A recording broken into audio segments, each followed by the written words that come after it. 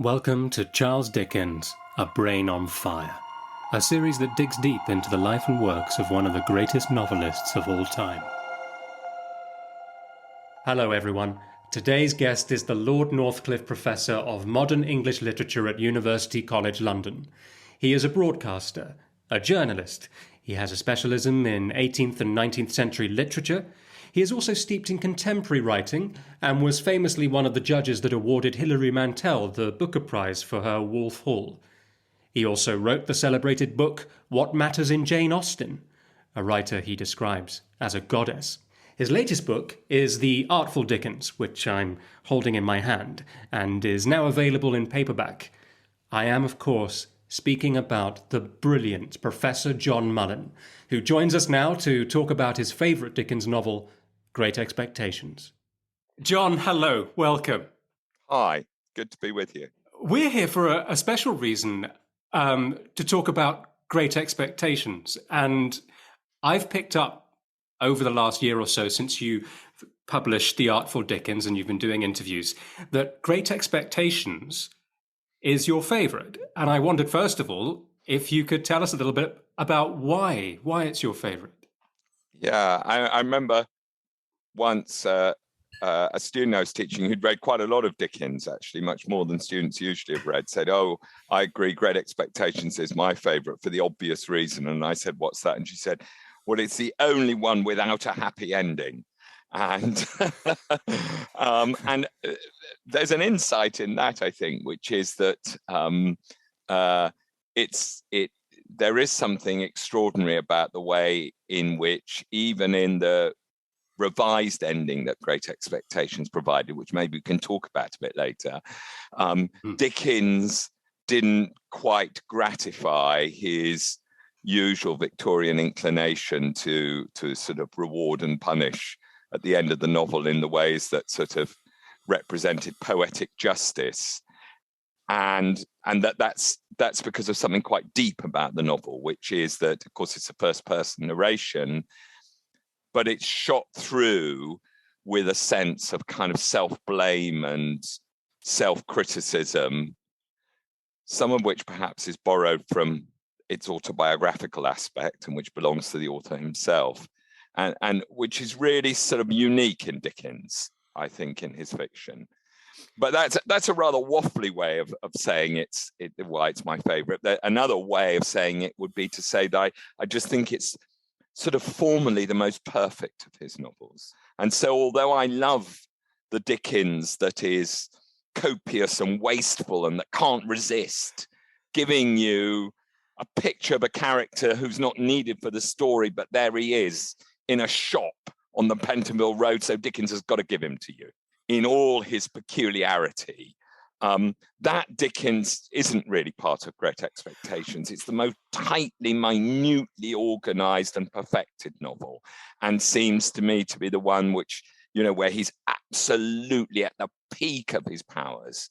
So that's another reason why I like it so much. Yes, no, I think that rings very true to me. And one of the reasons I like it so much is that, one, its emotional impact. I find myself really floored by it emotionally, but also the fact that through Pip, Dickens isn't trying to impress us. I think what you were saying about that compulsion to have these fancy characters and these little set pieces, it isn't quite there. And he writes in very, very direct sentences, doesn't he? And the fact that Pip doesn't want to impress us, quite the opposite. He's really confiding in us all the time, all the darkest thoughts and feelings he has. Yes, he is. And when he does that, I mean, it's interesting you should say confiding in us, because if we think about one or two other Victorian novels which are famous for confiding in us, Jane Eyre, that's a very good example, and a wonderful novel Dickens loved. But quite a useful comparison, because if you read, there's something very peculiar about Great Expectations compared to Jane Eyre, and that is that when Pip confides in us, he will often confide in us about something that hasn't yet happened, And so, as you probably know, I mean, there's my book, The Artful Dickens, is about Dickens's sort of tricks and adventurous innovations in storytelling, and one of them is the way he breaks the rule, brilliantly breaks the rule about not telling you about things that haven't happened yet. So in a usual first-person novel like Jane Eyre or many others, the convention is that the narrator will not show that he or she knows about something, which they do know about, which hasn't happened yet, because obviously the narrator is looking back years later. But Dickens breaks that rule.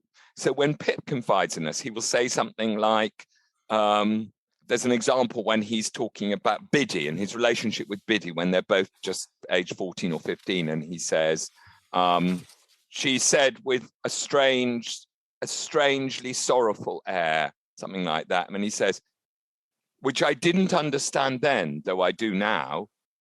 Yes. And so the representation of his relationship with Biddy is shot through with his understanding, which he shares with you implicitly, that years later he realized that she loved him. Yeah. But at the time he was too stupid and too conceited and too self-important to know that, even though it was implicit in everything she said.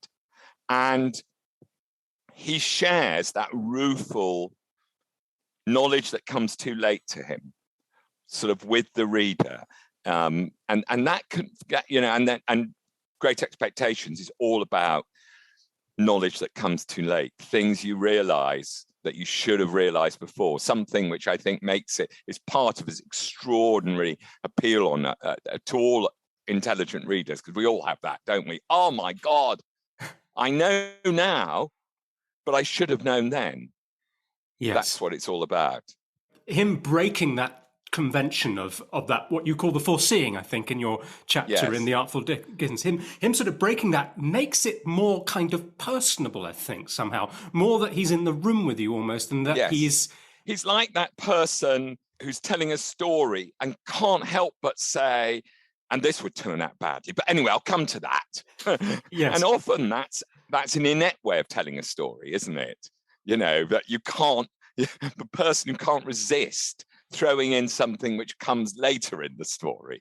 But of course it can be a really clever device. Literary critics call it prolepsis. But that's sort of telling you something too early, foreseeing something that's going to happen. And I mean, lots of sort of clever postmodern novelists sort of use it. The great person who used it, it's a slight digression, but the person who used it and called it flash forwards was Muriel Spark. So she will, I'm a great admirer of her novels, she will tell you in her novel, in brackets sometimes, something that happens years later to the character, flash forwards. But Dickens sort of developed this. No, he does it in David Copperfield as well. He does it in Dombey and Son.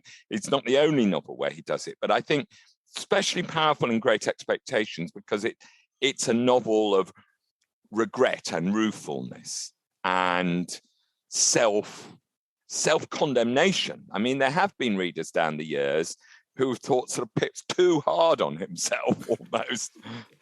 Yes, I sort of think that in certain points, but I think you feel that way because he's so open and honest and never seems to want to sort of put himself in a good light before you. Yes, that's incredible. I mean, that's true. Or there's some of that in almost every chapter. But I was thinking about that chapter, which I think you probably are interested in too, the almost painfully unreadable chapter where Joe Gargery visits. I know. It's brilliant though, isn't it? Joe Gargery visits Pip in London when Pip has become a gentleman and he's spent, silly sums of money on sort of, wearing a silly dressing gown and getting sort of a sofa and, upholstering curtains in his apartment in Barnard's Inn, which actually really, the place itself is quite grim, but he's sort of tarted it up. And Joe Gargery is sent with a message for him, a summons from Miss Havisham. And Joe, who's in fact his brother-in-law, but is about 20 years older than him, and who is the person who's most loved him in his whole life and still does, but is illiterate and is a mere blacksmith. There's this encounter where Pip looks back on himself behaving in this sort of, he's not horrible, but he's conceited. And there's this agonizing thing, isn't it, that Joe slips in and out of different ways of speaking to him. He's quite a sort of inarticulate person. And he'll sort of, one moment he's talking to him as Pip, and the next moment he's calling him Sir. And he's physically incredibly awkward, and he's putting on his best clothes and a stick up under his chin. And I mean, it's like all the best bits of Great Expectations. It's both comic and something else. Sometimes Great Expectations is comic and frightening, but here it's sort of comic and painful, isn't it? Yes, but I'm amazed that you say the comedy, how Dickens weaves that in, because your heart bleeds for Joe in that sequence. Yes. And yet it still has all this detail about him trying to prop his hat up on the chimney piece and it falling and him dropping food on the floor. But I don't know any other writer that seems to be able to do that, because isn't that breaking the rules? If you're trying to convey something across the reader, the sympathy for this character, that you have so much kind of silliness around it as well. Yes. I mean, I think Dickens is the master of in some ways make you laugh when you shouldn't laugh. And of course, I mean, that's not unknown in comedy. And there are quite a lot of, comedians down the years, including on stage and on television, who go to that sort of tricky area. Sometimes they get it wrong, where you're laughing because you shouldn't be laughing, as it were. But I mean, Dickens is absolutely, that's his thing. And of course, sometimes there is blithe and painless laughter from his novels. But I think in Great Expectations, think of the first chapter. Yes. You read back everybody remembers the first chapter, the graveyard scene, and perhaps partly because of the film and TV adaptations of it. People remember it as this scene of childhood terror, which it is. But actually, if you read it, it's also quite funny, because when he thinks back on Magwitch slightly as a, he has these sort of Stephen King-like fantasies that Magwitch is a dead pirate who's come back to life from the gibbet across the marshes. And having done his scary bit with Pip, he's now stalking back across the marshes to the gibbet as if he were going to hang himself back up again. Yes, yes, and then on top of that, in that moment, he sees the cows turning their heads towards Magwitch as he approaches, wondering if they thought the same thing too. Yes, which again, absolutely, and that is perfect Great Expectations, isn't it? Because Pip he's sensitive, but in that sense, we sometimes use it of people in a slightly satirical sense. Better not joke. He's a bit sensitive. He's always thinking he's been got at. Yeah. So even the cows are getting at him. Even the cows, as it were, are sort of laughing at him, perhaps, maybe. Yes. And you'll know that bit because I quote it in my book, but I mean that sums it up. That we're talking about his sort of fantasies, his recollection of his childhood fantasies, as if the cows are thinking this too. And Great Expectations is full of as if, these flights of fantasy, which are flights of fancy, which are there throughout Dickens, but are particularly thick in Great Expectations. And one of my favorite ones is that one where he says about Mr. Jaggers, the bullying lawyer, who is the person who comes to him when he's still an apprentice blacksmith and says, you've been left a load of money, you can come up to London and be a gentleman. And Mr. Jaggers, who's this threatening person, really, and it says, Mr. Jaggers never smiled, never laughed. He never laughed, but he had great, bright, creaking boots. And sometimes he poises himself on these boots. I can't remember, the wording is so brilliant, I won't get it quite right, but he poisons himself and causes them to creak as if they laughed in a dry and suspicious manner. And on the one hand, you can hear the noise of the boots, can't you? Yes. And on the other hand, it's complete paranoid fantasy. This guy's making his boots laugh at you. But that's what Pip's like, isn't he? He fears that he's being got at, he's being laughed at. Yes, it's a very much a childhood thing as well, isn't it? I mean, I think he's able to perceive, Dickens is able to write so feelingly as a child in a way that we can all understand. And I think I actually feel like Pip treats the reader as an equal, because he talks about that. You quoted in your book again, that was a memorable day for me, where he talks about the chains of events in our own lives. And he says, "Pause, you who read this." Yes. Which is a wonderful moment. And I remember, one of the reasons I love Great Expectations so much is I remember being 17 when I read it. At that point in your life where you're making these sorts of choices each day about which way your life is going to go. And I remember being so struck by that and feeling like that end of that chapter just cut right across time. Yeah, no, I mean, that if you access certain moments from childhood, they're completely undimmed by time, you know. But also, as you're suggesting, I think when you read it, we all remember, and the laser goes back into the past, just straight through the clouds of the years to that moment. And that moment in the first chapter, and you can absolutely see that has to be the first chapter of Great Expectations. There can't be anything before that. That moment of that encounter with the convict, Magwitch, of course, we don't know for a long time what he's called, is the moment out of which everything comes.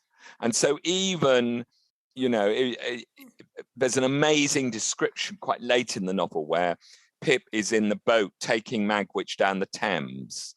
And it's the moment actually I chose to end my own book, because it's such a wonderful piece of writing.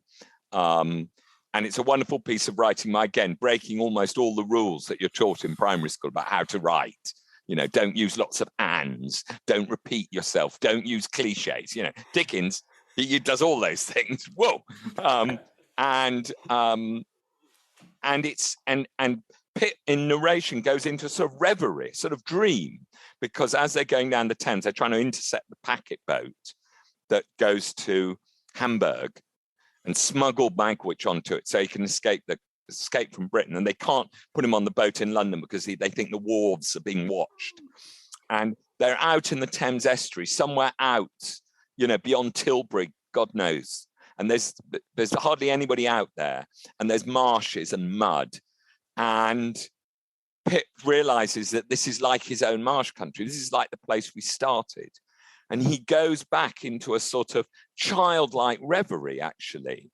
And, you know, it's no wonder the Freudian literary critics have had lovely time with Great Expectations, because it's a novel about, he's got expectations. He always got ambitions. He thinks he's going forward, but no, he's always going back. He's always being taken back to his childhood, to the past, which he thought he was going to, you know, he thought he was this guy who was going to kind of become a gentleman, escape from the marshes and the blacksmith's forge and the sort of grubbiness of his own origins. But in fact, no, you're always going back. Yeah. I don't know if I've really read this somewhere, but there's a sense that Dickens doesn't do psychological depth or truth in his characters, but I just don't understand where that comes from, really. You read a book like this, I mean, a character like Biddy, how do you have Biddy if you don't have subtext? Yes, exactly. Well, you're right, subtext it is, isn't it? Because the whole representation of Biddy through Pip relies on you as a reader being able to infer or guess at what must really be going on in her head. And you're helped to do that by Pip's own hints that we were talking about earlier, his own sort of, oh, if only I'd realized, or I would understand this better later, which are, you know, just quite useful little nudges to the reader, apart from anything else, to kind of do some thinking here. And so you're never told. So nothing in the novel ever says Biddy loved Pip. You know, not loved him in a sisterly way, loved him as in she wanted to spend her life with him way, loved him amorously, loved him for the best side of him, which she could see, even though he kept showing the worst side of himself to her.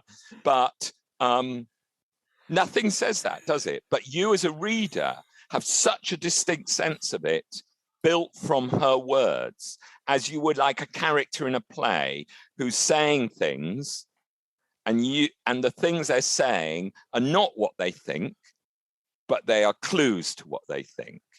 Yeah. And that's that brilliant. I mean, it is also painful, but it's kind of, again, funny when Pip, after all the disasters of his life, and Magwitch has died, and Compeyson has been killed, and Pip's money's all gone, and Estella is lost forever and has gone and married Bentley Drummle, and Pip, you know, is at the end of it all. And then he does that thing, which I think is partly comic, because I think it's the kind of thing men do, actually. They go, oh, I haven't got a girlfriend. Oh, what about X? She quite like me. They never go and find someone new. They kind of they look up in the address book they've already got. Oh, she quite like me. And he thinks, Biddy liked me. And actually, come to think of it, I'm pretty keen on Biddy. And she's pretty presentable, and we could have a perfect, okay. And he goes down to Kent to sort of claim her, doesn't he? And he arrives, and he can't understand it. Her school is closed, and it's not a Sunday. I mean, he goes along back to where he lived, and the forge is closed. And then the best parlour is in the house, which is never used, is being used. And there's sort of nice fresh curtains and flowers. And there's Biddy looking really smart. And Joe's looking quite smart. And she says, oh, we're so glad that you've come. It is my wedding day. I married Joe. I know. I'm reading it. Your heart skips a beat, because you know that he's one sentence away from admitting why he's arrived, and he's just saved by them saying that they're married before he proposes to. Yes. Oh. I think it's even better than that, isn't it? Because he says to the reader, of course, he's just before he comes down, he's been really, really ill for a long time, and Joe has looked after him. Yeah, and to some extent, their old bond has returned. But then, as Pip gets well again, Joe starts calling him Sir again, because he's returning to his gentlemanly status. And they're together in Pip's rooms, and Pip's kind of back in his right senses, and he thinks, right, tomorrow morning I'm going to tell Joe that I do everything that's been on my mind, and how I know what an awful person I've been. And one of the things he's going to tell him is that he's decided that sort of he loves Biddy, and, you know, he'll but Joe, he gets up in the morning and Joe is gone, and has just left him a sort of semi-literate note and the receipt for the debts that Joe has paid off out of his savings.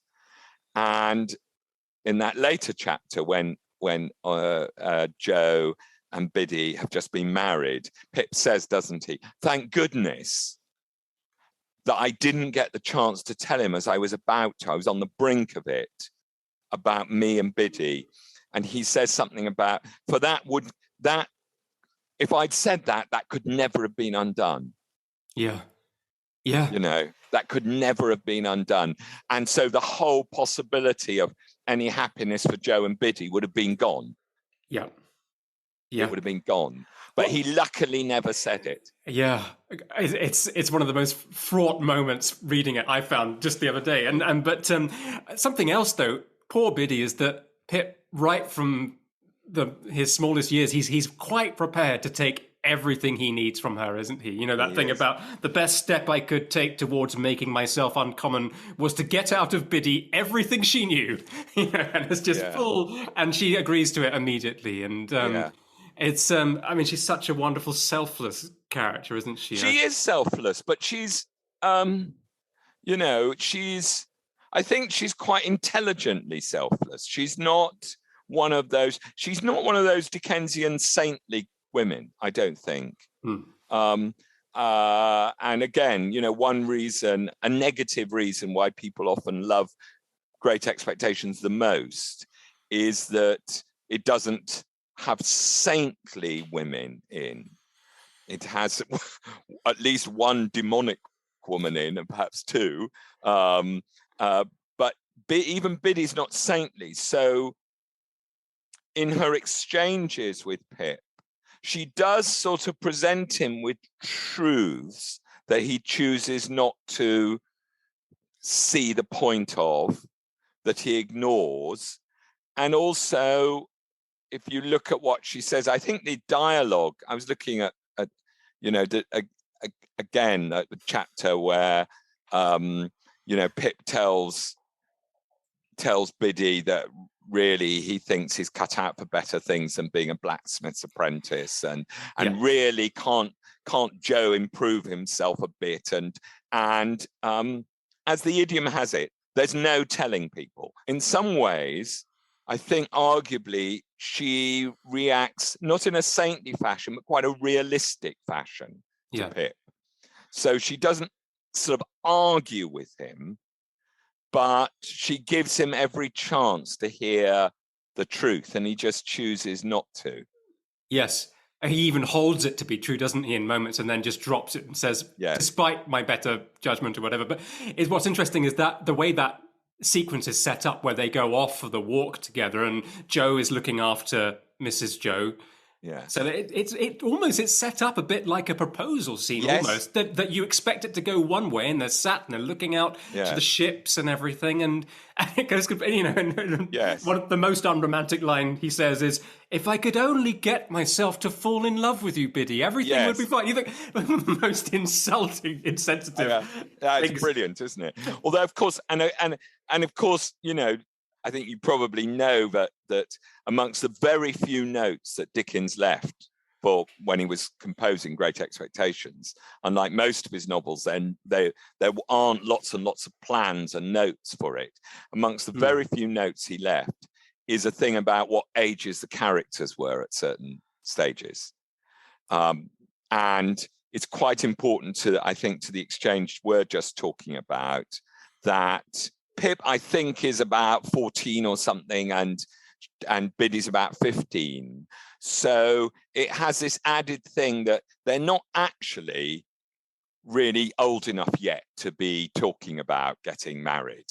Although in Victorian England, they're only a couple of years off it, probably. Yes. But they're not yet old enough. So when he says that great line, which you just quoted, it is, what a sort of numbskull thing to say, but also it's still the sort of thing a 14-year-old might say.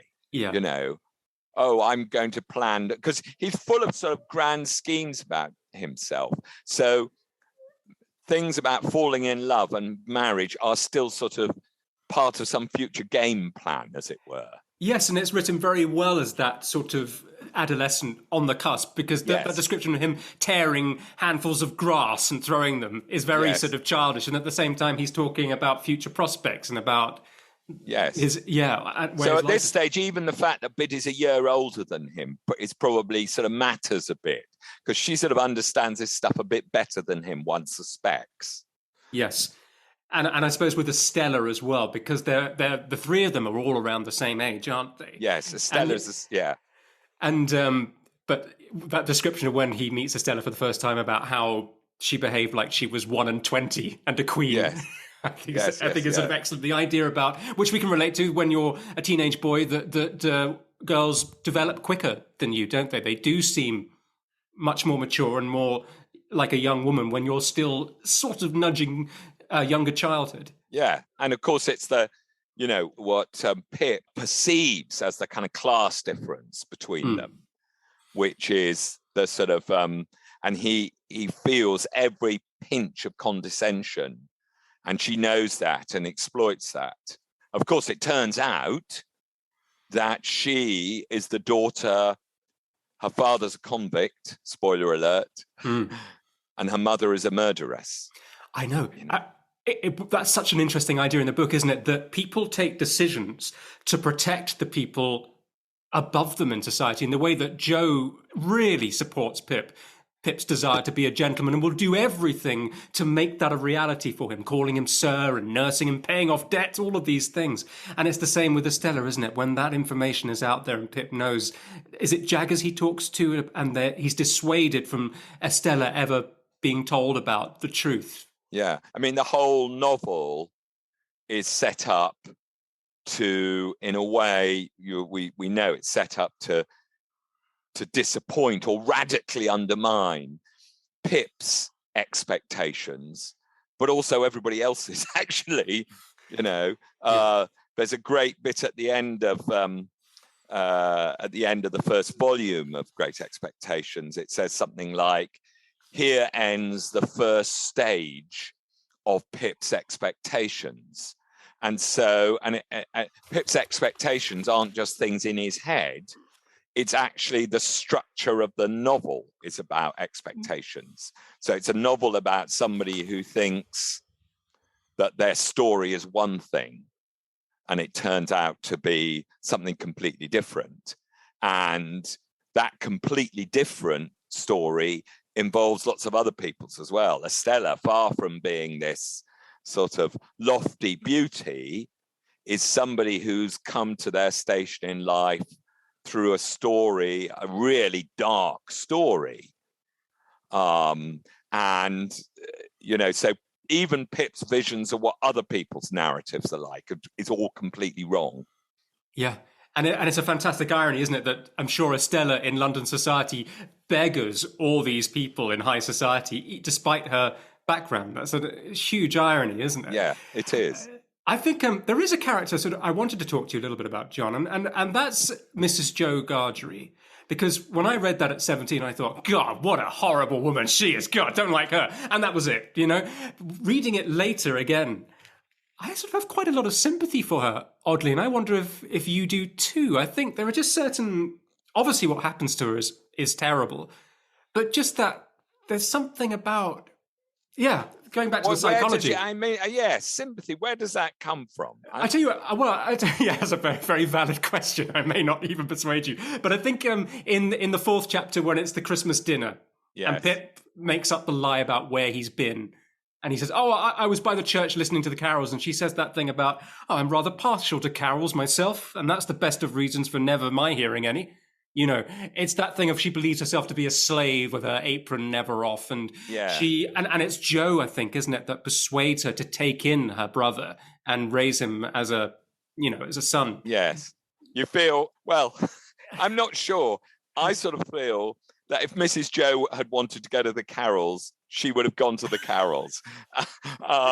Because just before that, it said, doesn't it say, about going to church on Christmas Day, something about Mrs. Jo went to church vicariously. That is to say, Jo and I went. Yeah. Jo is absolutely under her heel, isn't he? And actually, the one thing that later on Jo himself wants some kind of absolution for from Pip is that he sometimes didn't manage to stop Mrs. Jo beating Pip. Yeah. And Jo says, and the reason is that I did try sometimes, but sometimes the more I tried, the more she would beat you. So actually, it was counterproductive. It brought more cruelty upon you. I mean, those are my highfalutin words. He doesn't say it like that. I sort of think that her self-depiction there as a kind of galley slave to Jo and Pip is pretty unconvincing. Really. Yes, I think she's very much a narcissist, isn't she, in her perception and how she treats her. I think the thing is that here's the place where we've got a Dickens novel and we can't turn it into a George Eliot novel sort of thing. I mean, if it was a George Eliot novel and Mrs. Jo was to be, as she is in Dickens's novel, quite an important character, at least especially in the first volume of the novel, then we would get her sort of inner life. We would get her angle on things. And we would get some sense, I think, that of that sort of George Eliot-ish thing, that to know all is to forgive all, and that somebody who looks like a monster from one point of view shift and have a look at the world from their point of view, and suddenly you can see the reasons, not to exonerate them, but you can see the reasons why they are as they are. This novel doesn't do that, and it's not interested in doing that. It's from Pip's point of view. You know, Dickens is a novelist of the external sometimes, but I don't think it's any sort of somehow less realistic than a different way of doing character. It's true to the fact that quite a lot of people that we come across, we will only ever see from the externals. And therefore, in a way, it's a bit beside the point to say, oh, well, mate, perhaps Mrs. Joe has had quite a hard time. She's the only surviving person apart from Pip, you know, and you can imagine a whole sort of fantasy plot. Well, she was the only girl amongst all these boys. They all died. You know, perhaps it was terribly difficult for her. Who knows? Who knows? But she is this person with tickler. Yeah. And she is this person beating the tattoo on his head with her thimble. And she is this person on the rampage, as Joe says, we're using a phrase which had never been used in English before, apparently, on the rampage. Yeah. Wow. Well, that's excellent. But I think what I find interesting is certainly Pip doesn't seem to be able to forgive her, because when she eventually suffers the attack from Orlick, I always think that section reads a bit like very forensically. And there's that bit which says, you know, she had been struck with something blunt and heavy on the head and spine. After the blows were dealt, something heavy had been thrown down on her with considerable violence as she lay on her face. And then he goes on to say, she had been felled before she could look round. However, her temper was greatly improved and she was patient. And, you know, I mean, that can... But isn't that's sort of truthful, isn't it? Yeah. I mean, Pip can't suddenly convert his feelings for her into kindness and solicitude, can he? And it's got that twist of truthfulness about how in her sort of whatever state, it's not quite...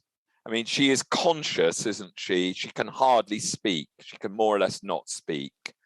But she's aware of what's going on around her. And in this sort of state, and she can only sit in a chair or lie in a bed, she becomes patient in a way that she never was before. And she becomes better natured in a way that she wasn't before. And I mean, that's quite sort of funny. Yeah. In a dark way, that is quite funny, I think, and believable.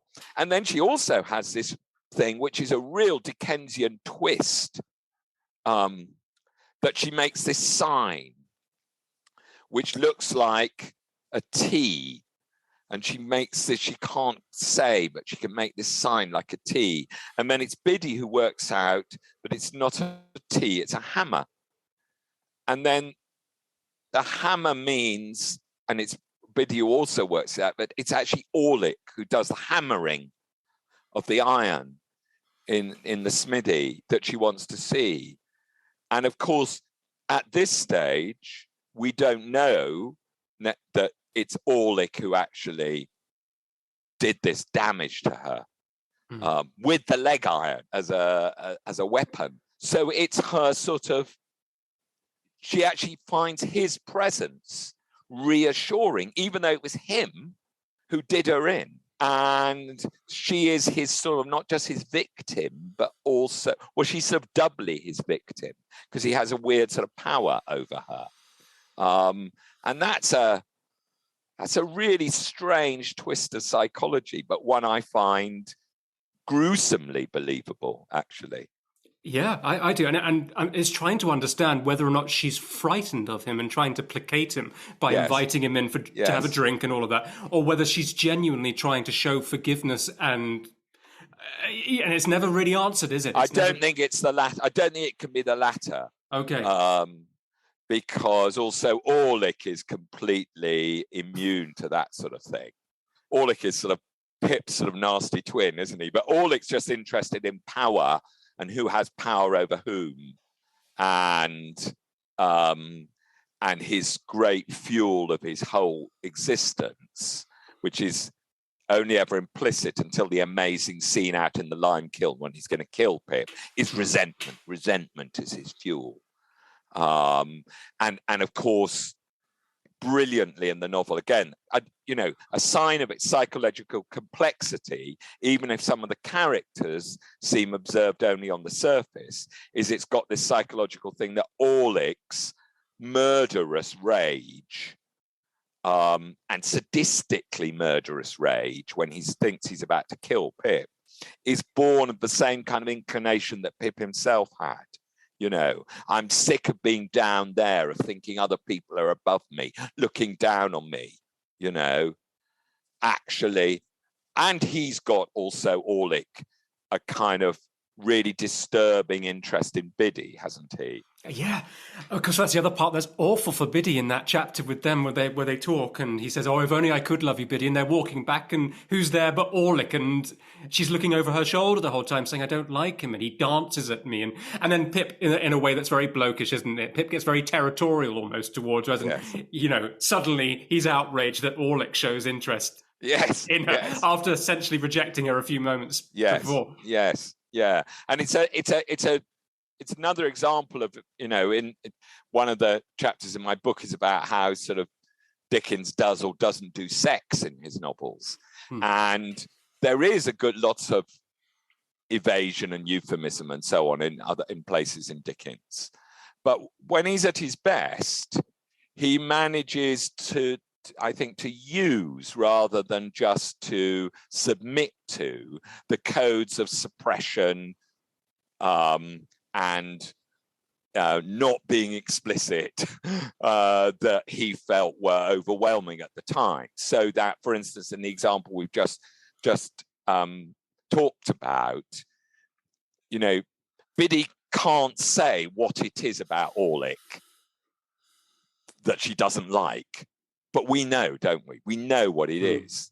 His interest in her is predatory and sexual. We know that.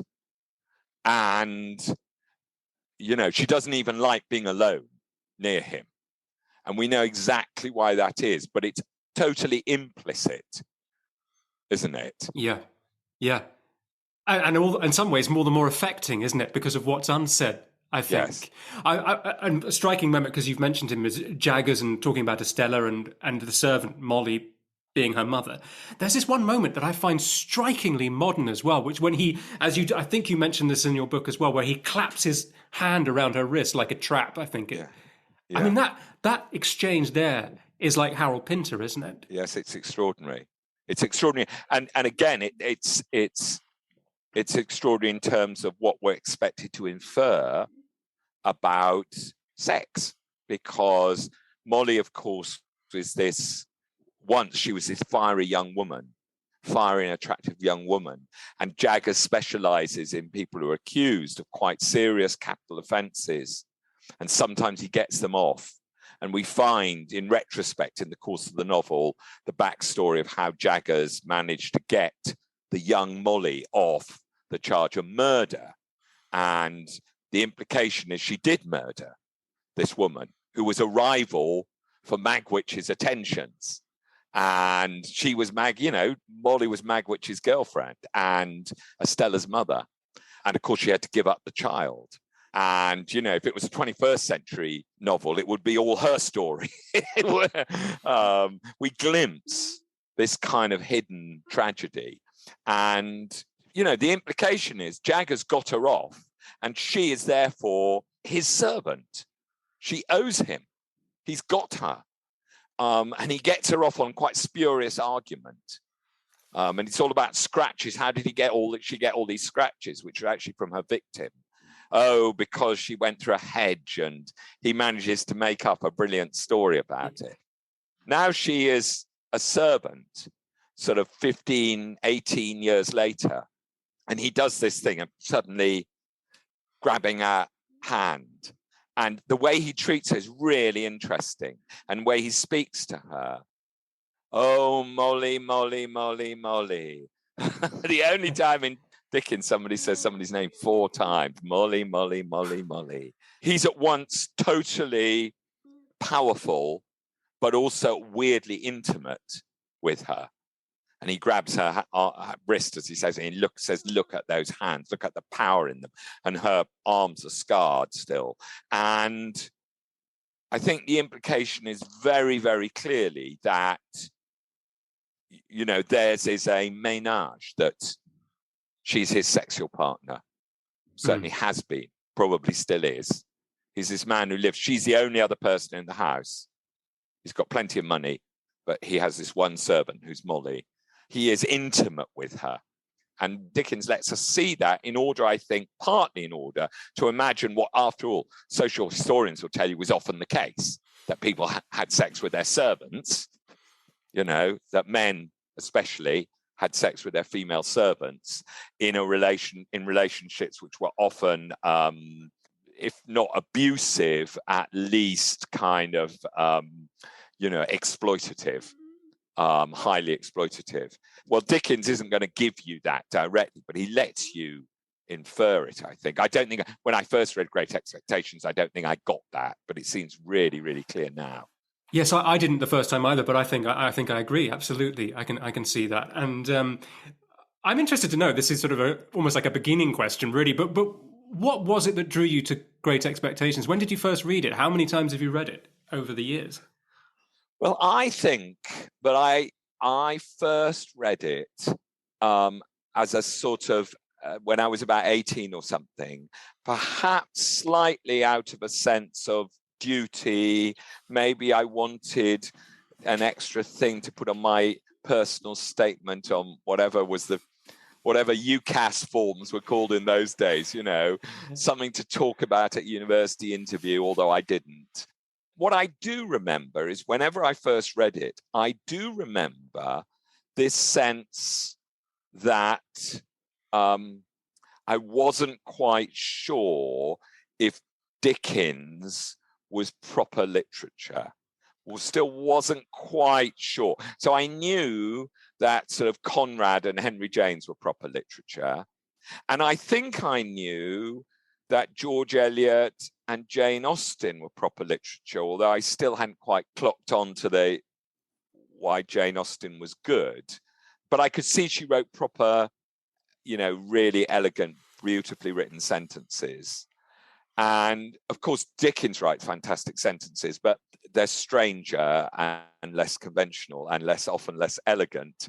And I think that it took me a long time to realize how good Great Expectations was, but also actually simply how incredible Dickens was. And that this thing of him being sort of an entertainer, I think, misshaped my attitude to him for a long, long time. And it was only really, funnily enough, I think I came out of this partly by getting into quite a lot of contemporary fiction, which I was writing about in newspapers and things, and then I wrote us a book which was partly about the tricks that contemporary literary novelists use. And time again, I sort of thought, hang on, I think maybe Dickens did this first, you know. and then I suppose I came rather belatedly and in a rather literary critical way to realize that some of my sort of initial assumptions were totally wrong. But Great Expectations, I've read it long. In answer to the factual question, I've read it. How many times have I read it? I think I've read Dickens' Great Expectations probably 7 or 8 times. But I can thank the fact that it has for a long time been a set book for our undergraduates taking our Victorian literature module, on which I teach. And it's very salutary, Dominic, when you have to teach 20-year-olds who've sometimes read a book for the very first time and finished it the night before. Now, they may not know that much about it, but their synapses are really firing. And if you are relying on what you remember from having read it 4 years earlier or 5 years earlier, you can get into real trouble because they've all got it right there. I had to reread it quite often as a duty, and it became a huge pleasure. Well, that's wonderful to hear. I mean, I think I can understand what you were saying earlier about being critical of him and not sure where he sits. It's a very youthful thing to think, isn't it? Where does this person sit against that person? But I remember I went through a spell of stopping reading Dickens. I started for the first time in my late teens, but then I didn't go to university, but I spoke to people that had been to Oxbridge, and they were talking about how his prose is too full and all these things, and it's put doubts in my mind. And so I moved away thinking that it wasn't, like you said, the great literature it was. And then you come back and you think, do they have any idea who they're dealing with here? Yes. It's extraordinary, yes. Isn't it? Yeah, I mean, I think that's absolutely right. And I think that that still goes on. And it started in Dickens's own day, actually. So even in his own day, even if you read reviews of his work, which are quite sort of admiring, they will often still be a bit condescending. After all, he sold so many books, it can't be great literature, can it? But there are exceptions. I mean, I went to a few years ago. I went on a British Council Beano to Russia to talk about fiction with some British writers, and we went to Tolstoy's house, his estate at Yasnaya Polyana. It's about 150 miles south of Moscow, and we were shown Tolstoy's study, and he moved it around this big house. And as he got older, he moved it closer and closer to his bedroom because he became more and more infirm. And there it was right next to his bedroom. And there was his desk. And in Russia, literary shrines are not like British shrines. They're not facsimiles. They're the real thing. All the pictures, all the furniture is as it was. And amazing, above his desk on the wall is a large portrait, which apparently he had for most of his working life above his desk, of Dickens. So every time he was trying to rack his brains writing War and Peace or the Death of Ivan Ilyich or something, he'd look up and there, the master, Dickens. But I don't think that he was taken seriously in that Tolstoyan way by most of his contemporaries. And there's a long history of him being regarded as a mere entertainer amongst critics and readers. And I think that has changed, but not completely. One of the things that I tried to do a bit when I wrote about him was kind of, I paid a lot of attention to his plans, his manuscripts, how he wrote. And he clearly, in some ways, wrote in a remarkably improvisatory way. He had to, because he was writing for serialization. He was having to write installments and publish them before he'd finished the novel. But on the other hand, he was the most attentive and minutely scrupulous, formal sort of craftsman, to use a hackneyed metaphor, and just did things formally with novels that people had never done before, and sometimes so extraordinary that people at the time didn't even seem to notice or comment on it. It's an extraordinary fact that I know we're talking about Great Expectations, which I think is a formally brilliant novel, but to take an example, Bleak House, an earlier novel, is written in chapters which alternate between present tense chapters and past tense chapters. The ones in the present tense are narrated in the third person. The ones in the past tense are narrated in the first person. I mean, nobody's ever done anything like this before. And not a single review of the time, and there are many, many reviews, comments on the fact. It's as if it's so weird and unusual, but it's almost invisible to critics. And I think he was, I think, like many people, when I started off reading Great Expectations, which was, I think, the first one I ever read, I just didn't get his sheer audacity as a writer. Yeah.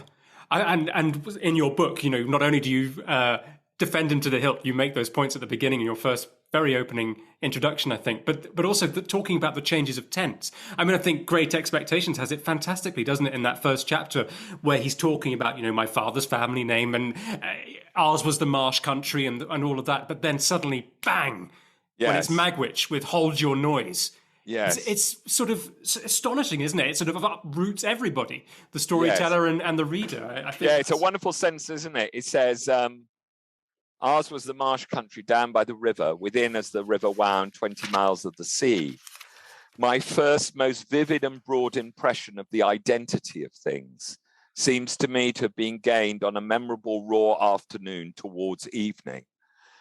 And that sentence, it's a brilliant sentence, it seems to me, although apparently quite simple. It starts off with this sort of generality, and then suddenly, and no wonder a filmmaker thinks, yes, I can do this. I can do at least the beginning of this story. This is fantastic. My first, most vivid and broad impression of the identity of things sounds like such a general and vague thing, but it's not. It's this moment, this terrifying, strange encounter, which will form him forever, which he'll never be able to get away from, and which he has to learn to understand the meaning of, actually, because it will lead to everything, to the money, to the whole sort of all the delusions about his gentlemanliness and so on. But it's just wonderful. Oh, it's wonderful. Yeah, but I actually wondered, what do you think about this, John? But rereading it the other day, just that opening, my father's family name being Pirrip and my Christian name Philip, my infant tongue could make of both names nothing longer or more explicit than Pip. That in itself is almost a bit of a tongue twister, isn't it? Yes. Describing... Well, exactly. I mean, it's a little example of what, again, is a really important and brilliantly used effect in Great Expectations. That when he's talking about himself as a child, he does two things at once. He does that thing we were talking about earlier of taking you absolutely back. There you are. But on the other hand, in the manner of narration, often in the words and syntax he uses, he never lets you forget that he has a later perspective. So, when Estella's laughing at his boots that he wears, he says, I became aware that these were vulgar appendages. And it's really funny, but the comedy relies on the fact that the 8-year-old Pip would not have known the word appendages, would not have called his boots vulgar appendages. And so in a way which is, I think, very true to our own memories, the older Pip, at once, these recollections are utterly vivid and there. On the other hand, there is this sometimes comic distance between himself, the narrator with these long words and elegant sometimes sentences, and the child that he looks back on who was himself. It's haunting in a way, isn't it? Because there are moments when he really is the child. That line about so sharp was the hurt without a name. He can't find the word for it. And he's as the child in that moment, not being able to find it. And then in others, like you said, appendages would be way out of Pip's 7-year-old vocabulary. So that's why that thing I was saying at the very beginning, frightening and funny, which is the first chapter, but which is much of the childhood section of Great Expectations. The frightening is what it was like at the time. The funny is what it looks like now. So even in that wonderful fourth chapter about the Christmas meal, which is I tortured my family on Christmas Eve evening by reading them that chapter, and I kept having to stop because I was weeping with laughter. I'm afraid, actually weeping, but. It's so funny because, not despite of, but because at the time for Pip, it's not funny at all. None of it's funny. And the absurd Mr. Hubble and Wopsle and Pumblechook and these people, they're not funny to the child. They are torturers and tormentors, aren't they? Yes. But now you're able to see how ridiculous they are. My favourite is the description of Pumblechook drinking the tar. I don't think I've ever laughed out loud quite. And I was so surprised reading that at 17, finding that funny. Yeah, it is. And Pumblechook, he's wonderful, isn't he? These absurd people, these sort of small-minded provincial sadists, really, And in this scene, it's from a certain perspective, it's awful. They torture, especially Pumblechook, tortures the child and mocks him. And it starts talking about how it'd be really good to eat him, doesn't he? How you eat a child. They make really terrifying for a small child jokes about cannibalism. Yes. Oh, God.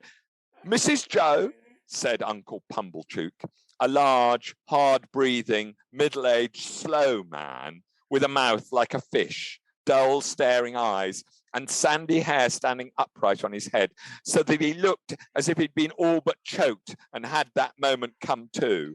I have brought you, as the compliments of the season, I have brought you, Mum, a bottle of sherry wine, and I have brought you, Mum, a bottle of port wine. And it's great, isn't it? It's great, but it's as beautifully written as the best paragraph of Henry James. A writer I love, but who is the sort of acme of stylish sophistication. Even the brilliant way Dickens is one of his things he does so cleverly. The way he, it's called suspended quotation, I think. He starts somebody speaking and then he puts them on pause while he tells you something. Mrs. Joe, said Uncle, and there he is, he started, said Uncle Pumblechook, a large, hard-breathing, middle-aged, slow man. And what about the order of those adjectives? And large, hard-breathing, middle-aged, slow man. With a mouth like a fish, dull staring eyes and sandy hair standing upright on his head, so that he looked as if he'd just been all but choked and had that moment come to. It's perfect, isn't it? It's But there isn't another writer that would have that much of a parenthesis, is there? I get that would load that much in. That's a good question. I can't think of one, but I'm now going to go off and see, and perhaps there are, but it's a favourite trick of Dickens, and there is something deliberately cartoonish about it, and people use that's one of those kind of words that people sometimes use of Dickens as a criticism, which I think should be turned on its head, because I think it's brilliantly cartoonish. Pumblechook, there he is. He starts, and then you get all the information, and then he's on again. Yeah, it's truly wonderful. And it's such a fantastic standalone chapter, isn't it? I can quite imagine you reading that at Christmas. I recommend everyone do that. But I was going to ask about Estella. Yes. And you mentioned the ending a little earlier about whether or not it's ambiguous or not. Yeah, I think the ending, of course, the ending's important. And Great Expectations is the only example where Dickens changed his mind about the ending of a novel. And he really did change his mind, because he wrote an ending which he then scrapped, and which you can now read if you get a decent paperback edition of the novel, or you find it online. It will give you the original ending. And he was persuaded by friends that the ending he originally wrote would upset his readers, and he had to rewrite it. So very briefly, in the ending he originally wrote, Pip comes back after 11 years abroad working with Herbert Pocket. He goes back, he meets Joe and Biddy, who have children, and their oldest is a son that they call Pip. And Pip goes off, little Pip goes off with our hero. And Pip is walking down the street in London with little Pip. And he bumps into Estella, who's in a carriage. And they have a brief conversation. and he's found out that Estella Bentley Drummle has been killed by an angry horse that he's been mistreated, as in the eventual ending. And she's married again, a Shropshire doctor. Can't get more blameless than that. And there's what Dickens originally wrote is brilliant, I think, because she says to Pip something like, they have a scene of mutual forgiveness, and she says something like, hand up that little boy to me. And Pip says, in brackets, thinking, I believe, that the child was mine. And Pip doesn't correct that misunderstanding. And then they part. And so not only does Pip not get Estella, definitely not, because she's married someone else, but she leaves assuming wrongly that he has found a wife and had a child. So it's not just an unhappy ending or sad ending, but also it's a sad ending with a misunderstanding. And Dickens was persuaded to change it, and instead Pip revisits the ruins of Satis House, and there he meets Estella. And it's quite a contrived coincidence, actually, because him meeting there, because he says to her something like, do you often come here? And she says, no, this is the first time I've been back. It just happens to be the day that Pip goes back too. And she says, and again, there's a scene of mutual forgiveness. And then she says, can we be friends? And she says, we will continue as friends apart. And he takes her hand, which is already, in 19th century novel, that's already a very intimate thing to do. I took her hand in mine and we went out of the ruined place. And as the morning mist had risen long ago, when I first left the forge, so the evening mists were rising now, and in all the broad expanse of tranquil light they showed to me, I saw the shadow of no parting from her, which is quite a sort of elaborate way of indicating that maybe they are going to get married. And then in a later edition, he changed it slightly to, I saw no shadow of another parting from her, as if he was fussing about getting it implicit but not explicit.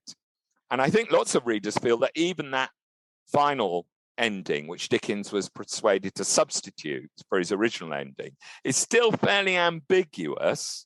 By Dickensian standards of endings, it's very ambiguous, but it's interesting to know that when he first wrote the novel, and we should realize when he wrote, by the time he was writing this in the last sort of half of his career, he always had it really clearly worked out what was going to, he wasn't making up endings as he reached them. He'd worked it all out. He was not a novelist, usually, not to know what was going to happen from the very first installment. But he did change his mind this time. And there's a bit of me which wishes that he'd had, the courage of his convictions and stuck with the original ending. Oh, I see. I'm too soft. I'm one of those people that like the happy ending, potentially. Well, there you are. You see, that his friends, particularly Bulwer Lytton, were right. That out there were lots of readers like you, Dominic, and you mustn't be disappointed. Exactly. And I certainly am not. John, this has been the most wonderful conversation. Thank you so much. It's a pleasure. And I've really enjoyed that, and our listeners will have loved that. So thank you so much. And well, thanks very much, and thanks.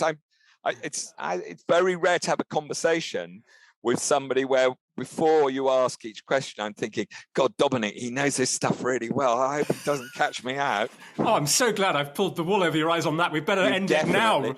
You definitely have. Thanks very much. Thank you so much. See you. Thank you for listening to Charles Dickens' A Brain on Fire. I just wanted to quickly say, I want to keep adverts off these episodes. And so if any of you listening would like to make a small donation to cover the costs of creating these episodes, please feel free to look at the link in the description wherever you're listening to this, and you can make a small donation to the Ko-fi website. Thank you again. See you next time.